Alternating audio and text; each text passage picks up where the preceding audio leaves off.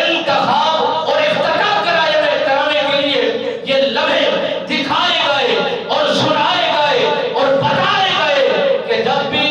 کسی کو برا ملے گا، ہر امتی، ہر نبی کا کلمہ پڑھنے والا، ہر نبی کا دیوانہ مستانہ محبت رکھنے والا اور حقیقت کو نبی کے ساتھ جوڑنے والا براقوں پر جب سوار ہو کر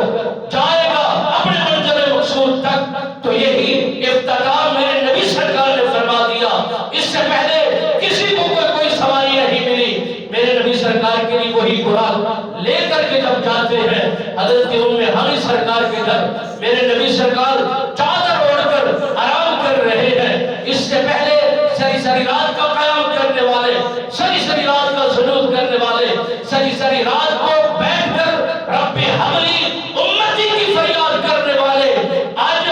کی رات بہترین انداز میں نماز پڑھتے ہی متصل علام میں مشغول ہو جاتے ہیں۔ خبر تھی میں محبوب کو آج راضی کرنے کی رات ہے، اور جب تک میں راضی نہیں ہوگا اس ٹائم تک یہ نظام نہیں بدلے گا، اس وقت تک آگے کہانی نہیں چلے گی۔ میرے نبی رحمت فخر موجودات صلی اللہ علیہ وآلہ وسلم سرکار تشریف فرما ہے، حدیم کعبہ کے اندر موجود ہے، چادر اوڑھ کر آرام فرما رہے ہیں۔ جبرائیل امین پاک نے اس خوبصورت منظر کا مشاہدہ کرتے ہوئے بارگاہ خداوندی میں عرض کی، مولا تیرا محبوب آرام کر رہا ہے،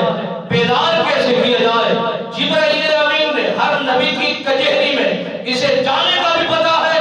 آنے کا بھی پتا ہے، گفتگو کرنے کا بھی پتا ہے، اور گفتگو کی آغاز کرنے کی ابتدا کی بھی خبر ہے، مگر دربار مصطفی کے اندر علماء نے لکھا اور محققین نے لکھا 40,000 مرتبہ اس سے پہلے بھی میرے نبی کی کچہری میں جبرائیل امین آ جا چکے ہیں، پھر بھی اللہ کی بارگاہ میں فریاد کر رہے ہیں کہ مولا تیرا محبوب رحمت کون و مکہ نہ محمد عربی سرکار چادر اوڑھے ہوئے آرام کر رہے ہیں، بتائیے تو صحیح تیرے اس محبوب کو بیدار کیسے کیا جائے، جگایا کیسے جائے، پیغام کیسے پہنچایا جائے، اور ان تک یہ رسائی کیسے کی جائے؟ میرے خالق و مالک نے فرمایا بہت اچھا ہوا جی اگر تو اپنی من مانی کر جاتا، میں تیری یہ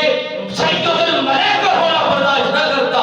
ملائکہ کا پیشوا ہونا میں قبول نہ کرتا۔ تو نے بہت اچھا کیا، میرے سے رابطہ کیا، رجوع کیا، طلب کی اور مدد حاصل کرنے کے لیے مجھ سے رجوع کیا۔ جبرائیل امین نے عرض کی، مولا بچائیے تیرے محبوب کو